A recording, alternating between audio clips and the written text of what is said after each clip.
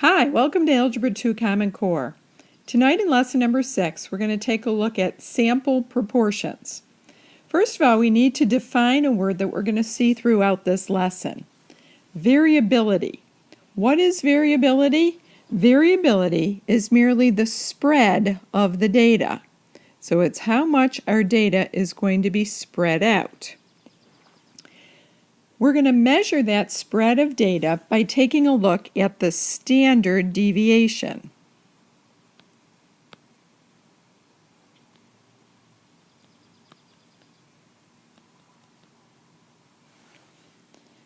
Let's start with a few examples.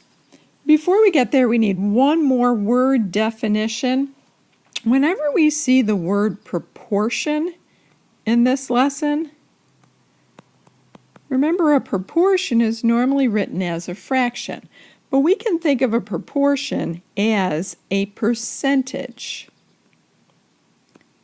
In this lesson, every time we want to write these percentages, we're going to write these proportions or percentages in decimal form.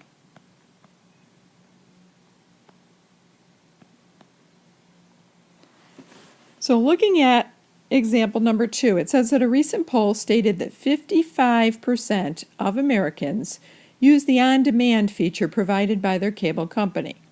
This poll was based on a random sample of 5,000 families. What is the sample proportion? So again, when I see that word, all I'm going to think about is the word percentage. Now you'll notice that they actually gave us some extra numbers in this problem, because if I want the sample proportion, if I want the percentage, all I need is that 55%. It didn't matter what my random sample was being taken out of. It didn't matter that I had 5,000 families. So the percentage is going to be 55%. But since we are thinking of this as a sample proportion, we're going to write this percent as the decimal 0.55. In number 3, I've got that a recent survey interviewed 3,286 New Yorkers, and 2,110 of them responded that they preferred Pepsi over any other cola product, if the prices all matched. What is the sample proportion that preferred Pepsi? So we want to look at just the ones that preferred Pepsi, so obviously that's going to be 2,110 out of all of the people that they surveyed, 3,286. Now we don't want to leave this answer as a fraction. We want to use our calculator and say that if we convert this over to a decimal, it's going to be approximately, I don't like that approximately equal to sign, approximately equal to 0.64. So 0.64 is going to be called our sample proportion.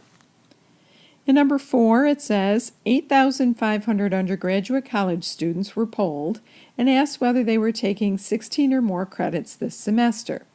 What is the sample proportion of students taking 16 or more credits if 6,300 of them responded yes? So the people that we want to count are the ones that responded yes, so we want to say 6,300. Out of all of the people that were surveyed, 8,500. Again, using my calculator, I'm going to get that this sample proportion is 0.74. And for my last example, it says you want to determine what percentage of East Aurora High School students pack their own lunch in the morning. You surveyed a sample of 40 students, and 28 said that they did not pack their lunch. Be very careful about what you're reading there. What is the sample proportion? So this is what we're looking at again, the sample proportion of students that do pack their lunch.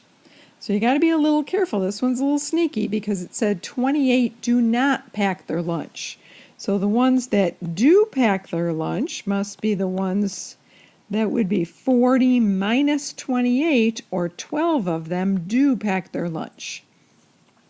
When I'm going to do that sample proportion, we're going to say the 12 that packed their lunch out of how many people were questioned out of 40, and that's going to give us a sample proportion of 0.30. So you see that it's quite easy to find a sample proportion, and we're going to leave our answer as a decimal.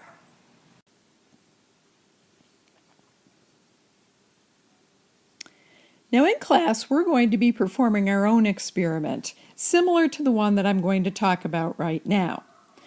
I'm going to take a look at a different example. In this example, we're going to be looking at M&Ms. In class, we're going to be looking at beans. So our question for this experiment is, what proportion of all M&Ms are blue? So I would like you to take notes on this experiment so that you'll know what's expected of you when you get to class and we do our bean counting experiment. So for this one, it says, what proportion of all M&Ms are blue?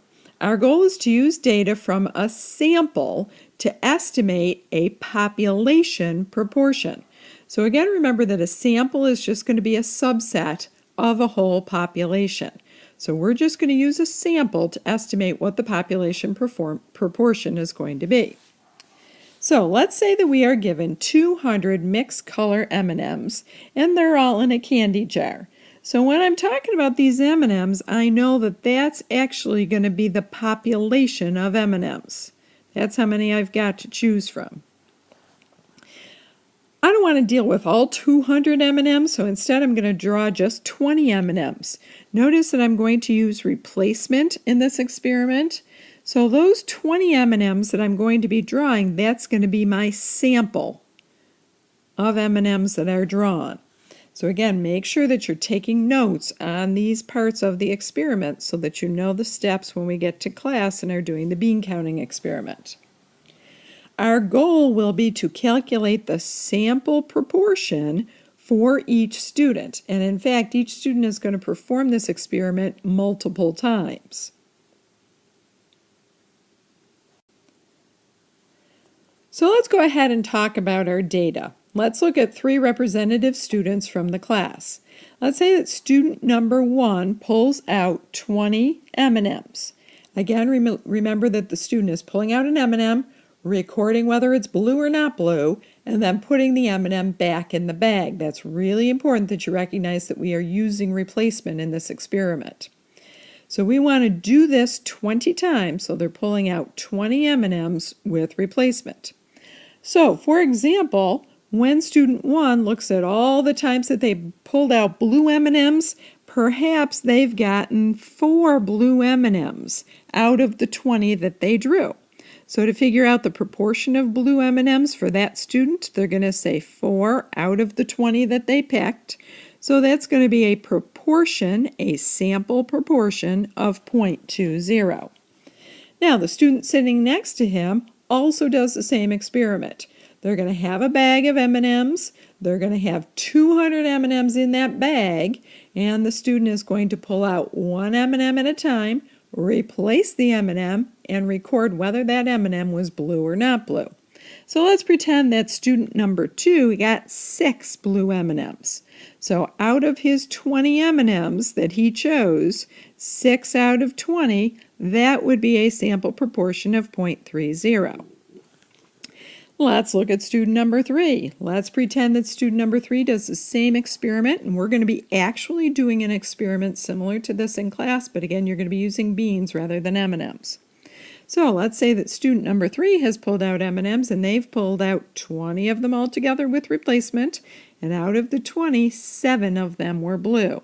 So to find the sample proportion, we're going to say 7 out of 20, and that student has a sample proportion of 0.35. Now, because our class is rather small, we're going to probably have each student do this pulling out of 20 beans, and it's going to happen probably at least twice, so that each student is going to get 2 different sample proportions. Now, what we are going to then do is share our data. We want to take each of those proportions, and in class, we're going to get some round stickers. We're going to put our sample proportion on that round sticker, and we are going to construct a sampling distribution of these sample proportions. So let's take a look at what that kind of a plot would look like.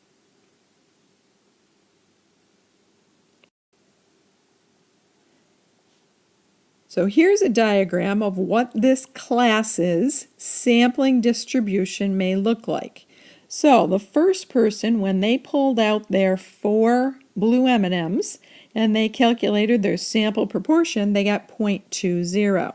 So you'll notice that here's 0.20, that was their dot for 0.20.